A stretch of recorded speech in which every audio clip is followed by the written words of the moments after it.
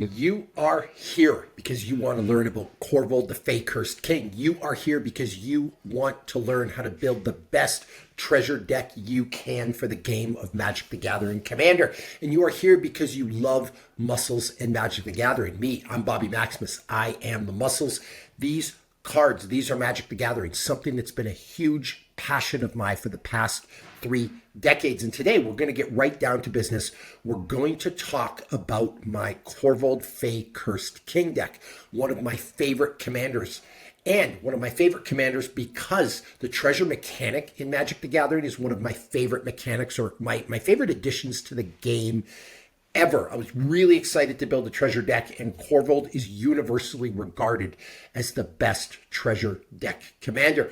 So we're going to get right down to business. We're going to learn some synergies, some strategies, some great cards that you may have not thought of that you can include in your Korvold deck. And really, this is an opportunity for me to show off my collection. I've been collecting for 30 years, literally since the mid-90s. These cards are my prized possession, and I love sharing my deck with you. It's one of the reasons I love the Commander game. Yes, I love playing, but I love collecting. One of my favorite things to do is look through other people's decks and see what cards they have. So take a tour with me as I show you my Korvold deck. Now, we talked about Korvold Fae-Cursed King. You can see him right here. It's an autographed version. I had the privilege and the honor to get it signed by the artist. And truth be told, I would have every card I own signed if I could. Now, the exact text on the card is a little obscured, but I'm going to read it to you because I have it pulled up on my Moxfield. And by the way, you can go to the show notes and get this exact deck list in the show notes below. But Korvold, the Fae-Cursed King.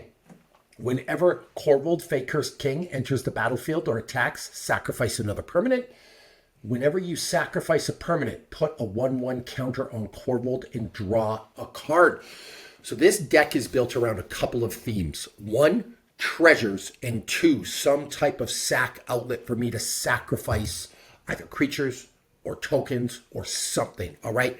So that is Korvold, the Fae-Cursed King. We're going to get into the Planeswalkers, and I've got 2 of them in this deck.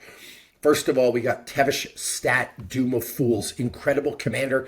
It comes out with 4 loyalty counters already on it. For the +2 ability, create 2/0/1 black throw creature tokens. In this deck, I want to create as many tokens as I can to be able to sacrifice them. So that's going to be really, really important. The +1 ability is you may sacrifice another creature or planeswalker. If you do, draw 2 cards, then draw another card if the sacrificed permanent was a commander. And then the final ability, gain control of all commanders, put all commanders from the command zone onto the battlefield under your control.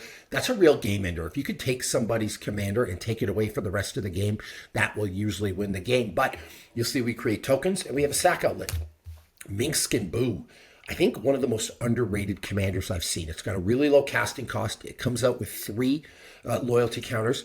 When Minkskin Boo, Timeless Heroes, enters the battlefield, at the beginning of your upkeep, you may create Boo, a legendary 1/1 red hamster creature token with trample and haste. For a +1, you put 3 1/1 counters on up to 1 target creature with trample or haste. So that would be the hamster. And if you sacrifice it, it's -2, but when you do, Minkskin Boo, Timeless Heroes deals X damage to any target where X is that creature's power. If the sacrificed creature was a hamster, draw X cards. So it's a great card draw engine.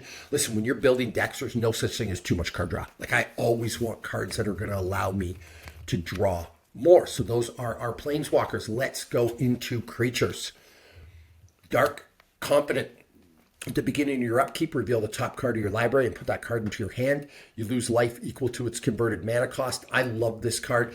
This card back in the day was all the rage. It was actually worth a lot more, but reprintings have driven the price down. But a great way to increase the rate that you get cards from your deck. Mahadi, Emporium Master.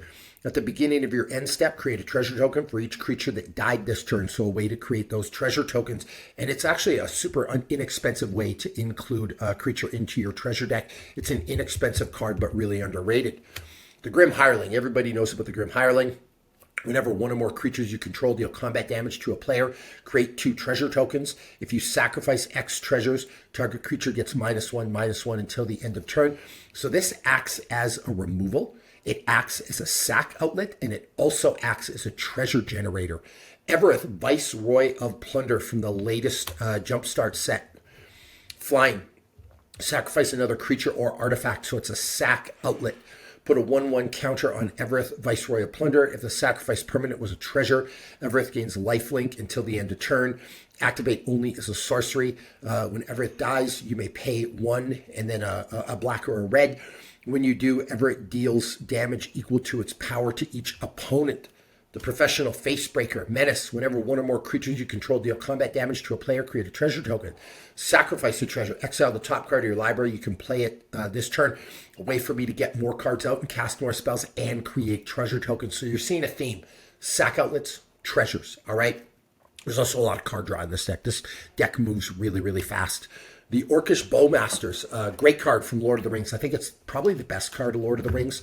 Actually, maybe I'll take that back. It might be the One Ring, but it's certainly the One Ring and Orcish Bowmasters, in my opinion, are a 1A and a 1B. I use this card in almost any black deck that I build. When it enters the battlefield and whenever an opponent draws a card, except the first one they draw each of their draw steps, it deals 1 damage to any target, and then you amass Orcs 1. Just an incredible card for a low casting cost and an auto include in almost any black deck ever. Opposition Agent.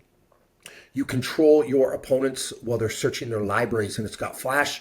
While an opponent is searching their library, they exile each card they find. You may play those cards for as long as they remain exiled, and you may spend mana, Azor, or mana of any color to cast them. A great shut-down card right here. So that's an auto include in a lot of black decks too. Academy Manufacturer. If you're building a treasure deck, this card is a must. It's a monster. If you would create a clue, food, or treasure token, instead create one of each. Birds of Paradise. One of the best mana dorks of all time, if not the best mana dork of all time. It's great for mana fixing. All right, it's a 1-drop and you get 1 mana of any color. You know we had to include the Ancient Copper Dragon. The greatest dragon of all time, in my opinion, although I'm a little partial because I love treasures, but also a super usable card in any treasure deck. Whenever Ancient Copper Dragon deals combat damage to a player, roll a d20. You create a number of treasure tokens equal to the result. Shatterfang. That is the commander for my squirrel deck, but it also needed to be in here. And why? It's got Forest Walk, but more importantly, if 1 or more tokens would be created under your control, those tokens plus that many green squirrel tokens are created instead, and it's a sack outlet because you could sacrifice X squirrels. Target creature gets +X, -X until the end of turn, so it also acts as a removal. So that card's incredible. Shatterfang is a really, really, really, I say this a lot, but a really, really underrated card. He doesn't get enough love.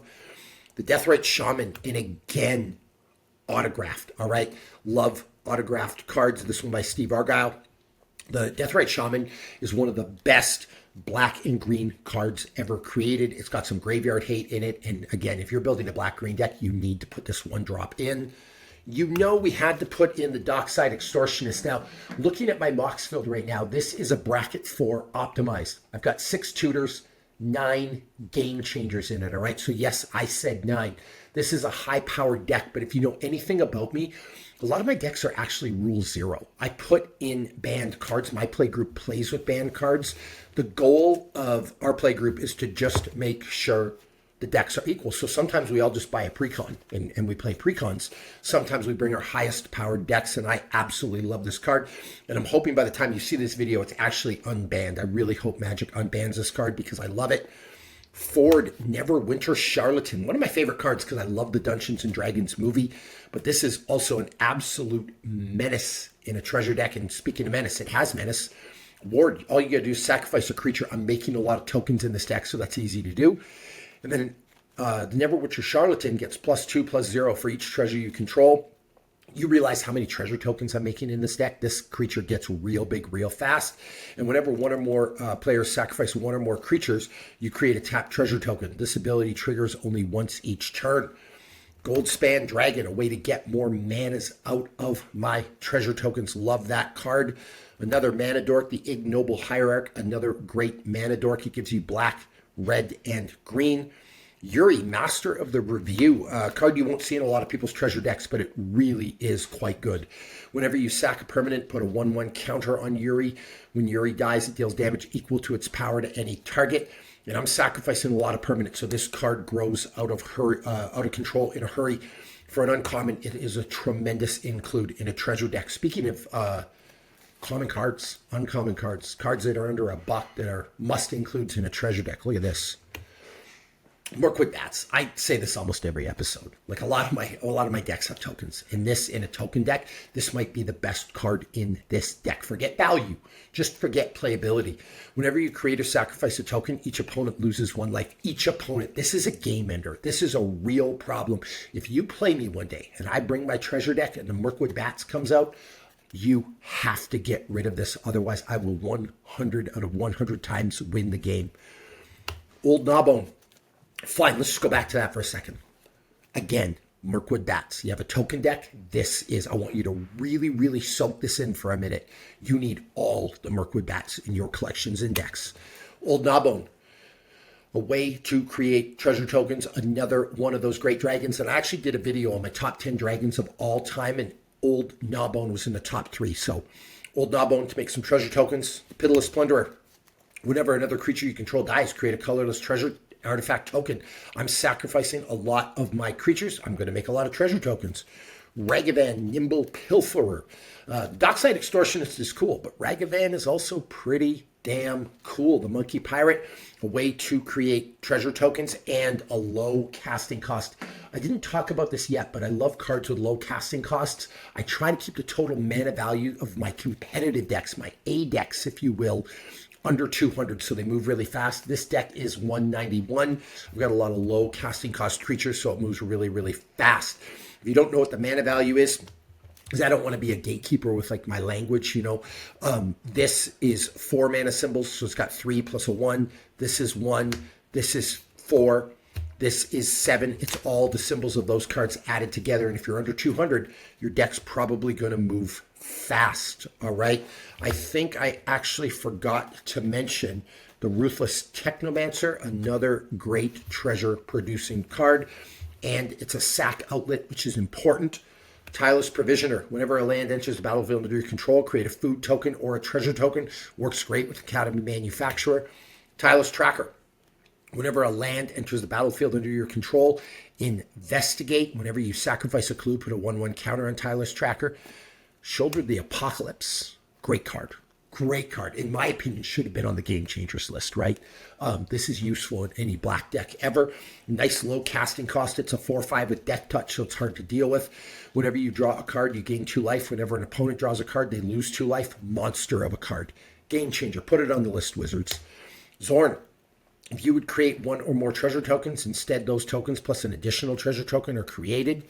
The Worn Soul Trader, one of my favorite cards from Modern Horizons 3. Pay 1 life, sacrifice another creature, create a treasure token, so a great sack outlet. Zeator the Incinerator, legendary creature. It's a demon dragon, flying. At the beginning of your end step, you may sacrifice another creature. When you do, Zeator the Incinerator deals damage equal to that creature's power to any target, and you create 3 treasure tokens. So another great creature include here. So we went through creatures, we went through planeswalkers, we went through my commander. Now we are going to look at some of the instants I include. Dark Ritual, another really underrated card. I say that a lot, but not enough people play this. It's a super cheap card to add to your commander decks, and you add 3 mana to your mana pool for a 1-drop, so a great card. In mono black, this is one of the best cards ever in my opinion. Diabolic Intent is an additional cost to cast this spell. Sacrifice a creature. Search your library for a card and put that card into your hand, then shuffle your library. I love this tutor. It's one of the lesser tutors. The holy trinity of tutors is an Imperial Seal, a Vampiric Tutor, and a Demonic Tutor. Those are my favorite. So you're asking me, well, then why don't you have an Imperial Seal in here, or a Vampiric or a Demonic? Well, I do. I have a Vampiric and I have a Demonic, the better 2 tutors, if you will. Imperial Seal, I don't, because I only own 4 or 5 of them now. I would have to actually look it up on my Mox field, but I don't have an Imperial Seal for every deck. I think I have 19 Demonic Tutors and 19 Vampiric Tutors. I need some more Imperial Tutors. If you want to donate to my collection, please send it my way. But I thought this would be a good include for this deck because it also acts as a sack outlet. Worldly Tutor, a way for me to go get a creature from my deck. Lightning Bolt, super underrated card, super useful in Commander. I think this is one of the best cards ever. This is a beautiful Strixhaven version of it. Jessica's Will, one of those game changers, way to get some mana. Deflecting Swat should be a game changer. Love that card. Wheel of Fortune. That works really, really well with this person here. Shieldred, Wheel of Fortune, good night. All players must discard their hands and draw 7 new cards. And then you got the life gain and the life loss from Shieldred. So those work really, really good together. And then one of the best removal spells ever created, Assassin's Trophy. You're building a black and a green deck. That needs to go in there. Those are my instants and sorceries. Now let's talk about artifacts. Tamio's Journal. At the beginning of your upkeep, investigate. Sacrifice 3 clues, search your library for a card and put that card into your hand and shuffle your library. Acts as a tutor. Sensei's Divining Top, just to manipulate what cards you're going to get. Ashnod's Altar. Sacrifice a creature to add 2 colorless mana to your mana pool. Play this ability as an interrupt, just a nice little sack outlet. Another sack outlet here in Phyrexian Altar. Radiant Lotus, another sack outlet and a way to drive some mana. I love this card from Ether Drift, a nice foil version of it. Mana Vault, a way to get some mana ramp. The One Ring. Now, I said the Orcish Bowmasters was the best card from Lord of the Rings. Maybe it's the One Ring. I mean, I don't know, pick one. 1A, 1B. But the One Ring really, really helps with card draw. Don't worry about loss of life. Trust me, it is always worth it. An old school Soul Ring for some mana ramp. Commander Sphere for some mana ramp. The Nuka-Cola vending machine from the Fallout set. Create a food token, and whenever you sack a food, create a tap treasure token. Love that card. Bolus's Citadel, another game changer. And I think right now it's the cheapest game changer on the list. Like, this is the one I would buy up to put in all my black decks to allow myself to go through my deck quicker. Bootlegger Stash. Lands you control have create a treasure token. Higher casting costs than I want, but just a monster card. This is great in this deck. It's also great in a Chatterfang deck and Arcane Signet for some mana ramp. And let's look at enchantments. This here, Oubliette, Beholder's Paralyzing Ray. These cards are mean. It reminds me of Darksteel Mutation, but look at this. Whenever Beholder's Paralyzing Ray enters, target creature phases out until Beholder's Paralyzing Ray leaves the battlefield. Tap that creature as it phases in this way. And the reason I say it reminds me of Darksteel Mutation, enchantments are hard for people to get rid of, and this nukes somebody's commander for the rest of the game. Like, you take the commander right offline. Love this card. Love Piving Needle. I love that Darksteel Mutation. So this deck, or this card, is really underrated. A lot of people don't know about this card, but I would include it in almost any black deck that you're going to build. I wish I had more of them. Spiteful Banditry. Make some treasures. Win condition right here. Rebel and Riches. If you get 10 or more treasures, you win the game. There are so many treasures being created in this deck. This is like almost an automatic win if this comes out. Like the Mirkwood Bats, this is one of the cards you got to be wary of in this deck. Prismatic Omen, a little bit of mana fixing. Lands you control are every basic land type in addition to their other types. Parallel Lives, a way to double my tokens, all right? I would love a doubling season in this deck too. I actually had to check to see if I had one. It's used in my other decks. I got to buy another one, but if you're wondering where double season is, that's part of building decks. You got to understand, I have 53 decks right now as I make this video. My goal is to get to 100. I've run out of cards. Like, I need like 10 doubling seasons, so I had to pick and choose where they go. So if you ever look at my decks and you're like, why didn't he include this? Why didn't he include this? It's because I play with real cards. None of these are proxies. These are cards I actually own, and I only have so many to go around. And that does a couple of things. One, it makes me appreciate the cards I have more. B, it makes me want for cards. And it's really exciting to go to the card store and like pick something out, come home and put it in your deck and be excited about it. I think if I made proxies or just had all the cards in the world, the excitement of that would be ruined for me.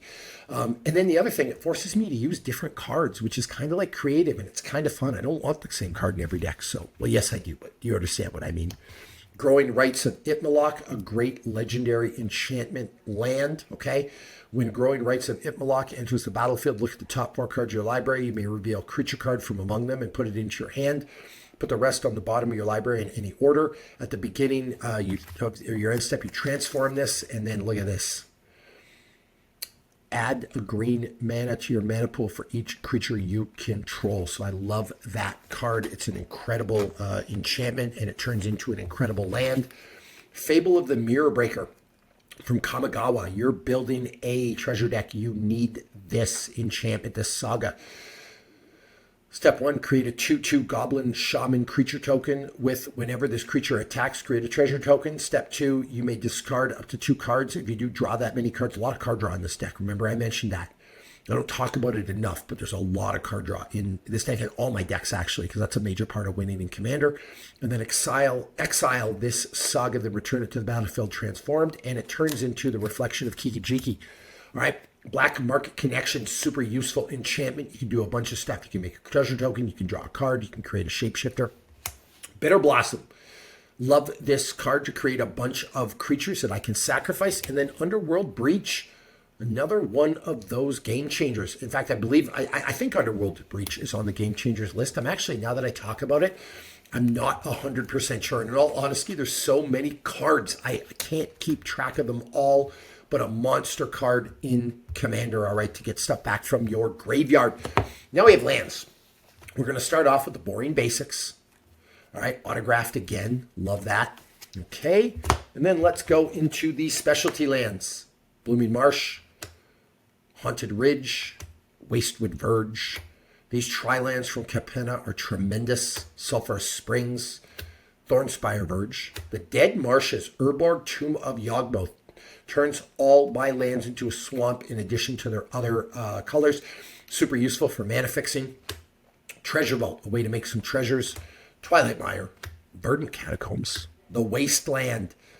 I want to destroy other people's lands. I love the Wasteland. I'd have one of these in every deck I own as well if I could. The Wooded Foothills, Woodland Cemetery, Ancient Tomb, game changer for sure, and great card. Blazemire Verge, I always want to see that in my opening hand. The City of Brass, I love this land. Command Tower, Commercial District. Murders at Karlov Manor was a super underrated set. It does not get the love it deserves. The Surveil lands were remarkable. These double-sided lands, I can bring out a swamp or a forest. I can decide on the fly what I need. Copperline Gorge, Fangorn Forest, the Yavimaya Cradle of Growth, kind of like the Dead Marshes, but it does the same thing for forests. Love this card. If I have a multicolored deck with green or black in it, usually I have at least one of these cards. Deathcap Glade, Field of the Dead. Field of the Dead enters the battlefield. You tap it down to colorless, and when Field of the Dead or another land enters the battlefield under your control, if you control 7 or more lands with different names, create a 2/2 zombie creature token. Again, I'm just creating all the tokens with this deck, right? Tokens, sack outlets, card draw. That's the theme of Korvold. Carplusian Forest, Landwar Wastes, Luxury Suite, the Mines of Moria, get some treasures. Prismatic Vista, love this card. Sokazon, Crucible of Defiance, the Underground Mortuary, one of those Surveil lands, and this right here. Look at this. This is how we're going to end the show right here. This beautiful serialized Stomping Ground. My kid pulled this from a pack. He was so excited. I was excited. I think it's the best serialized card we've gotten. We have a Ramos. We have a Goreclaw. We have one of these. It's pretty awesome. So love this serialized card. And that is my Korvold deck. Like I said, it is all about treasures. It is all about creating sack outlets so that Korvold's not the only one. There are a couple of things I suppose I'm missing from this deck. Like when I look through my artifacts, it would be helpful if I could have a Lightning Greaves in here. I just don't have an extra one. So Lightning Greaves is on my wish list. A Doubling Season is on my wish list. But hey, that's building decks. And when you're with me, I will always give you my real deck.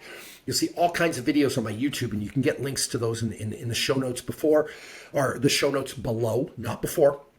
I can't even talk. I just can't. I'm so excited about my decks. I can't get my words out right sometimes. But one of the things with me is these are all decks that exist. I don't transfer cards between decks. So if I need a Doubling Season, I don't take my Doubling Season out and put it in my Korvold deck. I just grab my Korvold deck and I go play. So I do have a list of cards that I need. I have a massive collection. I've been collecting for 30 years. But even me, I run into limitations. And that's one of the things I'm trying to do with this series. I'm trying to show you like cards that you can include. A good example of that would be like some of these uncommons, right? So let me thumb through these cards, something like that. Like an uncommon, I put that in because I didn't have a Doubling Season, because I didn't have a Lightning Greaves, right? Maybe if I get one, this will be a cut, but it's a great card that you can include. And that's what happens when you're building decks. One of the things that's been frustrating for me, learning how to build Commander decks, like a little bit about my story. I started, with 40 complete sets. I started playing 60 card decks, and I only had like 10 decks. And then I got into Commander. My friends Talia and David got me into Commander, and I started building Commander decks, and I quickly ran out of cards building 100 card decks, and I got 53 now. But one of the things that frustrated me, I'd look online, I'm like, how do I build the Korvold deck? And everyone's going optimal cards using graphics of cards they pulled from the internet, and they don't own the cards. I wanted to know, like, what do I got in my bulk bin? What do I got in my binder? What do I got in my box right now that I can use to build a Korvold deck? So I am dedicated to showing you all my real decks in real time. I'm constantly updating them. I'm constantly tinkering them. So make sure you follow me on Moxfield and check that out. And thank you for thank you for coming to another episode of Muscles and Magic the Gathering. You know, I fought in the UFC. I won a World Brazilian Jiu-Jitsu title. I've done a bunch of other stuff, but in my free time, this is where you can find me. You can see my Lord of the Rings axes from The Hobbit on the wall. You can see my Barad-dûr right there. Over here where you can't see, I've got a Rivendell Lego set. I've got a Tower of Orthanc. You can tell I love Lord of the Rings. I've got some Pokemon stuff in here, some Ninja Turtles, a bunch of Demon Slayer. Like, this is my home. This is where I'm happy. This is where you can find me in my free time. So thank you for allowing me to share my passion with you. It absolutely means the world to me. And please come say hi in the comments.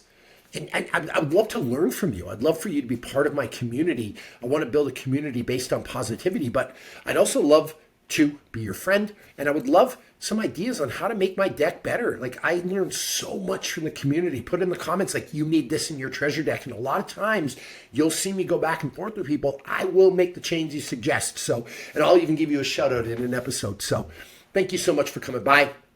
I love you. I'm grateful for you. And until next time, we got a lot of decks to show on Muscles and Magic the Gathering.